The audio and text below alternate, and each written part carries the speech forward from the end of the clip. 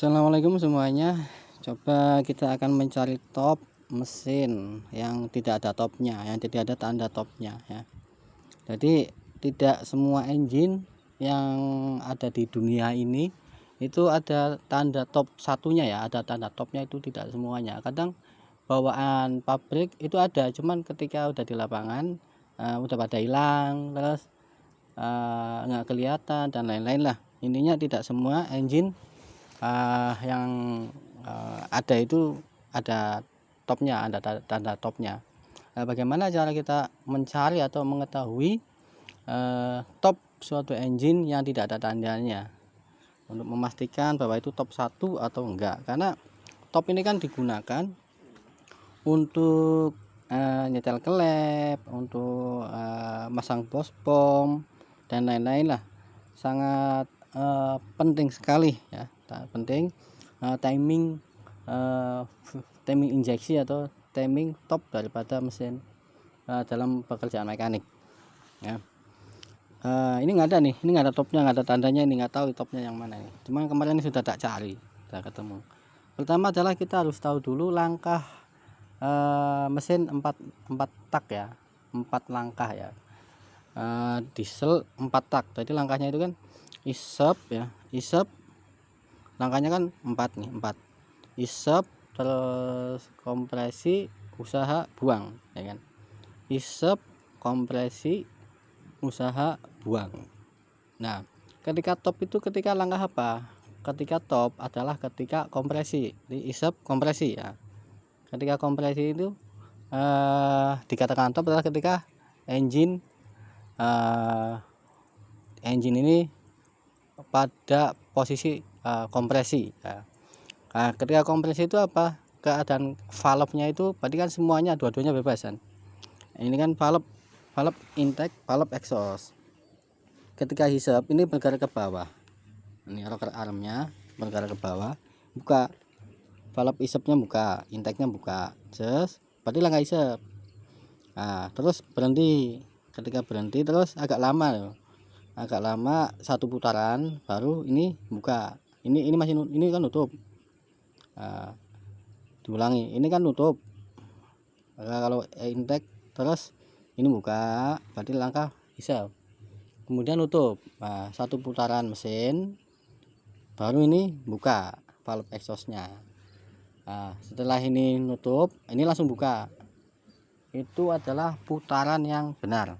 Misal ini engine nih, kita putar ke kanan gitu, kita kayak melihat ya, jarum jam ya, kayak kita melihat jam. Kalau jam itu kan arahnya kanan, kita dapat depan. Ini kipas kita lihat dari sebelah sana, ini kan namanya jam, nanti kita lihat dari depan kipas itu ke kanan. Kalau kita lihat dari belakang berarti ke kiri ya, itu disebut searah jarum jam atau putaran kanan. Coba kita putar ke kanan mesin ini kan, engine manual, diputar manual ke kanan, terus kemudian si valve intake ini buka setengah putaran kan, buka tuh isap. Terus begitu udah setengah putaran nutup. Begitu nutup 1 putaran, terus ini nggak ada yang gerak nih. 1 putaran kan kompresi. Terus kompresi kan ini nggak ada yang buka. Nekan cuman dia nggak nekan ke bawah banget kan. Itu free loh. Kompresi terus usaha, baru si valve exhaustnya buka. Itu berarti putaran kanan bener. Tapi kalau yang terjadi kita putar kanan, yang terjadi adalah valve exhaustnya buka nih, neken, terus setelah neken dia nutup. Setelah nutup lama 1 putaran baru intake buka, berarti itu kebalik putarannya. Jadi putaran yang benar kan exhaust intake buka, terus habis itu 1 putaran mesin itu langkah kompresi dan usaha. Yang langkah kompresi setengah putaran, langkah usaha setengah putaran, 1 putaran kan. Terus 1 putaran baru exhaustnya buka, itu betul ya. Intake buka terus nutup, terus 1 putaran mesin exhaust buka, itu yang betul ya. Kalau kita putar kanan umpamanya berarti kanan ya. Tapi kalau kita putar kanan kok exhaustnya intake-nya buka, setelah intake buka exhaust langsung buka, itu salah berarti ya. Nanti sekalian kita mengetahui putaran mesin. Ya, ada putar kanan, terus indeks buka, itu 1 putaran baru exhaust buka, itu betul. Coba kita balik ke kiri, nah, exhaust buka baru lama, terus indeks buka langsung exhaust buka, itu kebalik putarannya. Nah, untuk mengetahui si piston ini posisi top, posisi di atas, bisa kita gunakan alat seadanya di lapangan ya. Misalnya apa, sedotan plastik atau dahan kayu yang ada di sekitar, tapi yang aman, yang tidak putus di dalam, tapi jangan besi ya. Kalau bisa jangan besi kan bahaya ya, logam, nanti takutnya pas muter kejepit antara si piston dan ring, bahaya. Kita tusuk sini nih, pakai misalnya ini kayu ya, kayu kecil. Ini kan piston di sini, kita nozzle buka kan nomor 1, kita tusuk. Nah, kita putar mesin, ini bergeraknya kan ikut ini. Kalau dia naik kan dia ikut naik, terus nanti begitu di atas turun lagi, dia ikut turun. Nah, ini untuk mengetahui posisi piston di atas apa di bawah. Nah, ketika di atas terus dua-duanya ini bebas nih, free kan. Terus pas berhenti stop, mesin putar manual tek maka obeng, tapi ini udah stop nih. Nah, itu berarti top tuh. Terus kelewatan, terus turun dikit, terus kita balik lagi sampai dia di atas nggak gerak, itu top.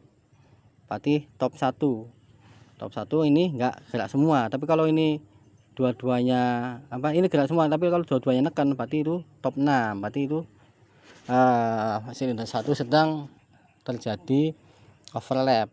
Itu ketika valve exhaust masih buka, valve exhaust masih buka, atau valve intake udah mulai buka, itu namanya overlap.